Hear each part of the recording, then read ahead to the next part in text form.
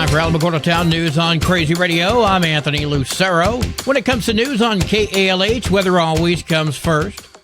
An Arctic air mass will continue over the central U.S. this week with widespread record-breaking cold temperatures through tomorrow. Snow and ice accumulations, heavy in some places, are going to impact portions of the eastern U.S. from the Ohio Valley to the mid-Atlantic states. The big question I have is, Mr. Trump, can we build a wall across the Canadian border next to keep this damn Arctic air out? Oh, that's a good idea. Closer to home, colder temperatures are expected east of Highway 54 behind the cold front. Temperatures warm to well above normal early next week as dry conditions persist. We'll have another look at the weather following this news. This is Range Control with roadblock information for Thursday, February 20th. Roadblocks are subject to change without notice. All area highways and major range roads are scheduled to remain open all day. There are no roadblocks scheduled for Thursday, February 20th. Dominic De La O, who shot and killed Alamogordo police officer Anthony Ferguson during a traffic stop back in 2023, has pled guilty in federal court to possessing a modified shotgun that he used in the crime. De La O used a sawed-off shotgun. Under federal law, the gun had to be registered since the barrel was less than 16 inches and the overall length was less than 26. Last year, De La O was sentenced to life behind bars for the murder of Officer Ferguson. Now he faces an additional 10 years in federal prison for the gun case. At yesterday's Village of Tularosa meeting, there were a few items of interest. You know, I once read online that in Canada, cities place large decals on the roads that look like huge potholes and sinkholes in order to slow traffic. But in Tularosa, they do one better. They use the real deal. And Jason Brill, individual, was asking for a time frame or a plan when the sinkholes on Marin Drive would be repaired. We need to do something there. Yeah. And it needs to be done soon because, like he says, there's going to be an accident there. Oh, yeah. The whole street's Yeah, gonna you have are to be correct. redone. Yeah, it's just a matter of time before somebody falls in one of them holes. And there's some people that come out there and scream up and down that street, so Yeah. all it's gonna take is one of them Is that part of the road necessary to drive to get to other houses, or is there another way? to whose houses? Anybody that lives on that road, My house, his house, his house. Okay. It's the way to get in there. that's the only way. Yeah, well, yeah. The mayor and trustees indicated this would be addressed. Andrea Carrillo was asking the village to place canopies over the playground equipment at the parks, and she had a good reason for it. So I was hoping that the village would have funds to put canopies over the playground areas at the parks because it's hot. It is hot. And I have a lot of light-skinned grandchildren and nieces and nephews, and they get burned within a matter of time. The mayor says this is already on the to-do list. You can see the meeting in full on the village YouTube channel. The FBI is offering a $10,000 reward for information leading to the arrest and conviction of the person or persons who started the Salt Fire. That fire began on June 17th of 2024 and burned on the Mescalero Apache Indian Reservation. P&M and Zoni Electric are conducting street light repairs on White Sands Boulevard between 6th and 8th. The right lane on the northbound side remains closed and will remain that way until 5 p.m. tomorrow. The Alamogordo Recreation Center's first open art studio is happening Saturday, March 1st from 10 until 1 at the Arc Annex. Bring your own supplies and come express yourself. You can meet other artists as well. The free open art studio is available every other Saturday, 10 to 1 at the Arc Annex. The City of Alamogordo's request for proposals is now open for the Family Fun Center and welcome proposals that will bring bowling and food services back to the town, while also introducing creative, budget-friendly family entertainment options. Proposers will bring their ideas before the City Commission on Tuesday, April 22nd. The Mescalero Apache language program classes are happening every Wednesday at 5 at the Empowerment Building. The classes will provide a welcoming environment for beginners and those who wish to enhance their Apache language skills. Classes are open to the public. Keep Tularosa Beautiful's next cleanup has been scheduled March 29th at 8:30 a.m. at the Tularosa Truck Stop. Well, today is Thursday. It's time for a Thursday Thought from our good friend, Pastor Lauren Noble. Good morning, 95.1 listeners. This is Pastor Lauren with our Thursday Thought. I learned a very valuable lesson last week, and that is to be careful what you ask for or say if you use the Lord's name in the sentence, because he either thinks it's a prayer or he has a sense of humor. Last Thursday I said, muttering under my breath, Lord, I get so tired of being tied to this cell phone and text messages, phone calls, and I waste too much time on it anyway. Some days I wish I didn't have a phone at all. So Friday evening, my phone just up and died. You couldn't turn it on, it wouldn't take a charge, anything. So I guess God heard that and thought it was some kind of a prayer and he needed to answer it. Anyway, I was scrambling to get a new phone because I do need a phone for my medical, my mom's medical, and life in general. And I did get a really good deal on a new phone, though at the time I did not see it much of a blessing that my phone died. Anyway, let me say a prayer for us. Lord, help me and all of us to see the blessings rather than the negatives when we are able, though at times the positives are difficult to find in some situations. But in some ways, I am thankful for a cell phone and the convenience of it, and in times I have to have one, which is more than I would like to admit sometimes, but I do need that, and it's a blessing to really society in many ways. And in the future, I will be more careful in what I ask for, and hopefully other people will as well, and not be grumbling all the time about things that really are not that bad and an inconvenience when you need them.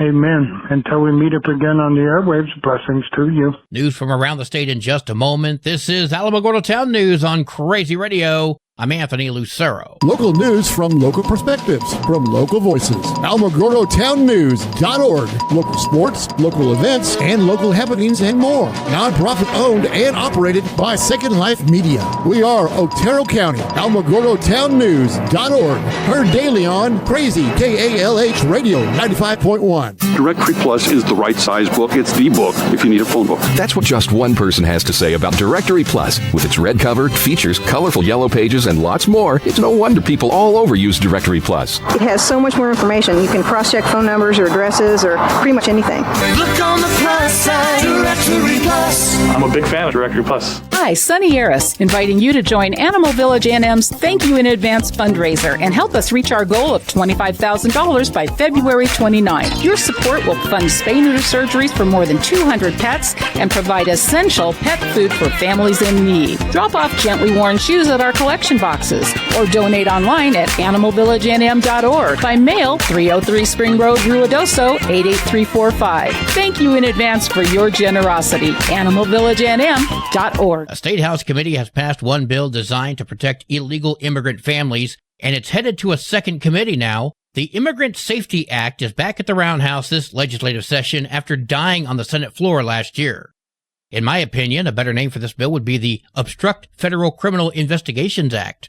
Andres Esquivel with the New Mexico Dream Team spoke with KOAT about it. Essentially, it would end New Mexico's involvement in ICE detention, and it would basically cut the sort of loophole that ICE likes to use to run private detention centers, bypassing oversight, bypassing New Mexico. House Bill 9 directly addresses how Immigration and Customs Enforcement operates in New Mexico. This bill is going to make it harder for ICE to expand or maintain detention facilities in the Land of Enchantment. House Republican Representative Jennifer Jones says that House Bill 9 aims to limit the collaboration of local, state, and federal law enforcement agencies and calls it a dangerous precedent to set that greatly undermines the law enforcement officers and poses a risk to our national security. Democrats, Republicans, business leaders, and employee advocates all agree that paid time off would be a fantastic benefit, but crafting a program that all the groups can support together is easier said than done, although lawmakers like State Representative Christine Chandler seem to have no problem with placing a heavy burden on workers and small businesses or involving the largest tax increase in New Mexico history. I'm very proud of the fact that we've worked hard to develop a program that will work for us here in New Mexico. Chandler unveiled the newest version of her Paid Family and Medical Leave Act. House Bill 11 is now called the Welcome Child and Family Wellness Leave Act. All New Mexico workers would be allowed to take up to 6 weeks of paid time off to deal with medical issues, bereavement, military leave, and other circumstances. And there's a mandatory contribution to this state fund. There are still employer notification requirements and mandatory financial reviews. Workers would not even be able to take their time off until 2028 if this goes through. And even with those massive changes, businesses and industry leaders packed the committee room to voice opposition. These are people that would end up paying the bill, such as Tom Patterson with the New Mexico Cattle Growers Association. It assumes that qualified labor is always available to fill in for an absent employee. In rural New Mexico, it isn't. How about Fernando Olea? He owns a restaurant. This bill will kill many restaurants. The House Commerce and Economic Development Committee approved the new bill on a 6-5 vote and now heads to the House floor for a vote. Lawmakers from all over the state come together each year for the legislative session in Santa Fe, working to pass bills from education to crime. However, as they do that, a handful of legislators fell victim to crime themselves with their cars being broken into. Senator Larry Scott, Republican from Hobbs, spoke with KRQE. About the third week of the session, my car was broken into. 2 days later, they got into the vehicle again. All of that occurred at the condominium parking lot where I basically live for 60 days when I'm up here. Now, wait a minute. So, at a condominium, there were no witnesses, no cameras caught this, and the suspects had some magical tool that was able to get into the car without any damage or leaving any telltale signs. I have heard tales from 3 other senators and one other lobbyist that all of their vehicles have been broken into. Now, the senator is not directly tied to this crime bill that's in current session, but he says both parties have packages going through committees, and he believes now is the time to enact meaningful reform. And this certainly doesn't sound like any publicity stunt, does it? It's a possibility! A 6-bill crime package is on its way to the Senate after passing the House over the weekend. Federal firings have impacted some employees in the Gila National Forest. We do know from some employees that at least 13 employees of the forest have basically been fired, citing performance issues. They were members of the forest's seasonal trail crew, which did maintenance of trails and maintenance of other facilities, campgrounds, that sort of thing in the Gila, mostly during the summer months.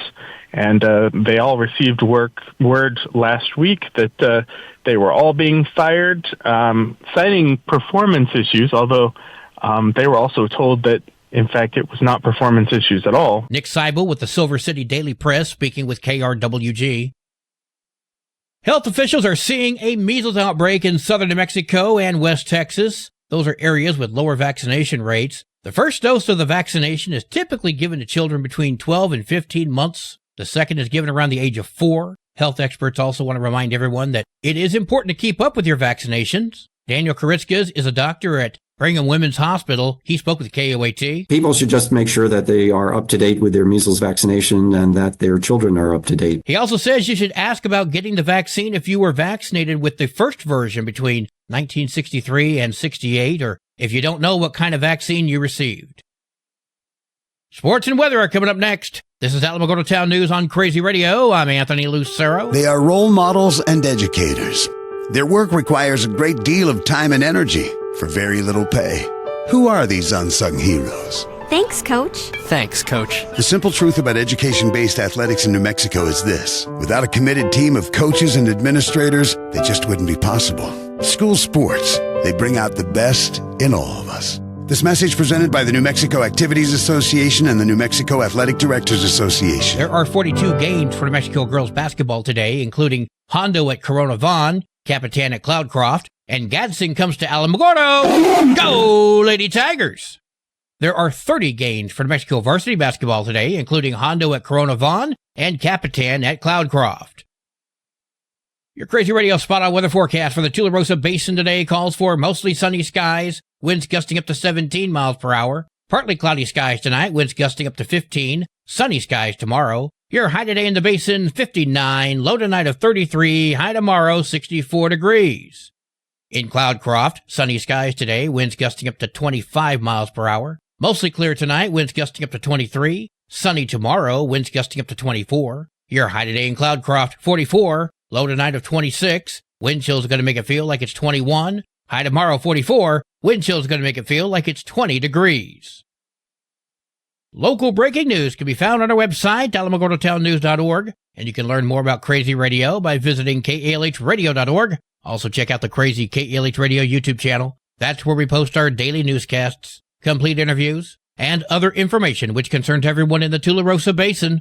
Be sure to give this video a like and subscribe to our channel if you've not done so already. That way you too can remain informed of the goings-on in the Tularosa Basin.